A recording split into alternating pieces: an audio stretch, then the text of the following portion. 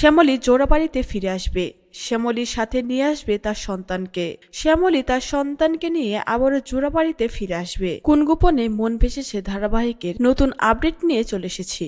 ভিডিওটি শেষ পর্যন্ত দেখুন। এই ধারাবাহিকে আমরা দেখতে পেয়েছি শ্যামলী বাড়ি থেকে চলে গেছে, আর সেখানে অনিকেত শ্যামলীকে পাগলের মতো খুঁজে বেড়াচ্ছে। শ্যামলী এই টানাপোড়েনের মধ্যে থাকতে পারছিল না, তাই বাধ্য হয়ে বাড়ি থেকে চলে গিয়েছে শ্যামলী। শ্যামলী চলে যাওয়াতে পাগলের মতো অনিকেত শ্যামলীকে খুঁজে বেড়াচ্ছে, যে শ্যামলী অনিকেতকে রেখে কিভাবে চলে যেতে পারে। শ্যামলী তো বলেছিল কালকে সকালে সমস্তটা ঠিক করে দিবে।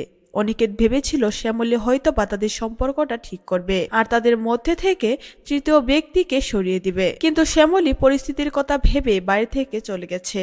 আর বাড়ি থেকে চলে গিয়ে শ্যামলী আর বাড়িতে ফিরে আসবে না। শ্যামলী 1 বছর পর তার বাচ্চা নিয়ে আবারও জোড়াবাড়িতে ফিরে আসবে তার বাচ্চার অধিকার পেতে। হ্যাঁ বন্ধুরা, কোন গোপনে মন ভেসেছে ধারাবাহিকে এরকমটাই ঘটতে চলেছে। বাংলা সিরিয়ালগুলোর প্রতিদিনের আপডেট পেতে আমাদের সাথেই থাকুন।